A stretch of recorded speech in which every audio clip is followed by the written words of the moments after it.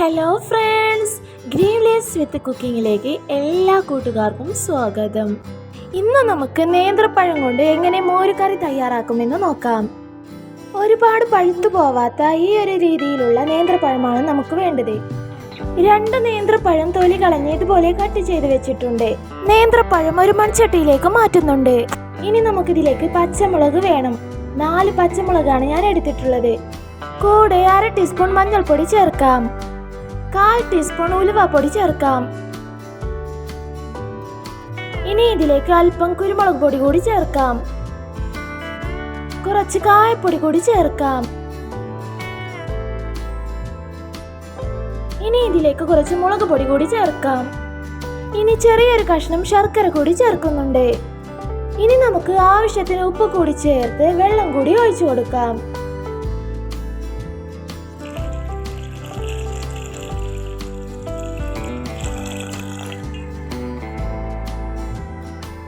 വെള്ളം ചേർത്ത് ഒന്ന് മിക്സ് ആക്കിയതിനു ശേഷം ഇത് നമുക്ക് ഗ്യാസിൽ വെക്കാം. പഴം നല്ലതുപോലെ വെന്ത് വരുമ്പോഴേക്കും നമുക്കിതിലേക്ക് ആവശ്യമായ അരപ്പ് തയ്യാറാക്കിയെടുക്കാം. അരമുറി തേങ്ങയിലേക്ക് 1/4 ടീസ്പൂൺ നല്ല ജീരകവും ചേർത്ത് വെള്ളം ഒഴിച്ച് നല്ലതുപോലെ പേസ്റ്റ് രൂപത്തിൽ അരച്ചെടുക്കാം.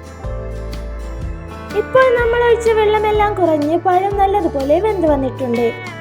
ഇനി നമുക്കിതിലേക്ക് അരച്ചു വെച്ച തേങ്ങ ചേർക്കാം.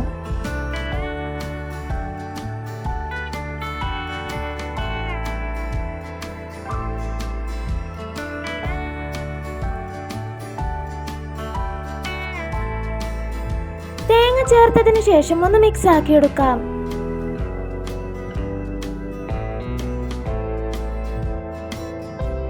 ഇനി ഇത് നല്ലതുപോലെ ഒന്ന് തിളച്ചു വരണം.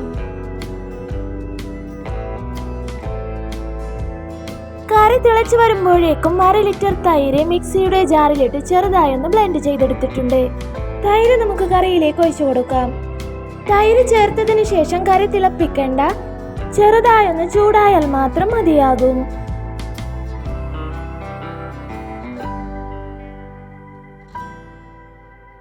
ഇപ്പോൾ കറി ചൂടായിട്ടുണ്ട്. ഇനി നമുക്ക് ഗ്യാസ് ഓഫ് ചെയ്യാം. ഇനി നമുക്ക് കറി ഒന്ന് താളിച്ചെടുക്കണം. അതിനായി ഒരു 4 ചെറിയ ഉള്ളി ഞാൻ അരിഞ്ഞെടുത്തിട്ടുണ്ട്. കൂടെ കറിവേപ്പിലയും വറ്റൽമുളകും കൂടി എടുത്തിട്ടുണ്ട്. ഇനി ചട്ടി ചൂടായതിനു ശേഷം ഇതിലേക്ക് കുറച്ച് വെളിച്ചെണ്ണ ഒഴിച്ചു കൊടുക്കാം. ശേഷം കുറച്ച് കടുക് കൂടി ഇട്ട് കൊടുക്കാം. കടുക് ചേർത്തതിനു ശേഷം ഇതിലേക്ക് ചെറിയ ഉള്ളി അരിഞ്ഞത് കൂടി ചേർക്കാം. ശേഷം വറ്റൽമുളകും കറിവേപ്പിലയും കൂടി ചേർത്തിളക്കാം.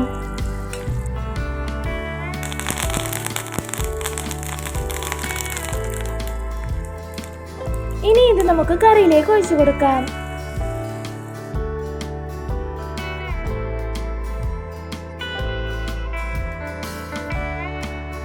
രണ്ടു ദിവസമെങ്കിലും മോര് കറി കേടുകൂടാതെ ഇരിക്കും. അപ്പോൾ മോര് കറിയുടെ റെസിപ്പി നിങ്ങൾക്ക് ഇഷ്ടമായെന്ന് കരുതുന്നു.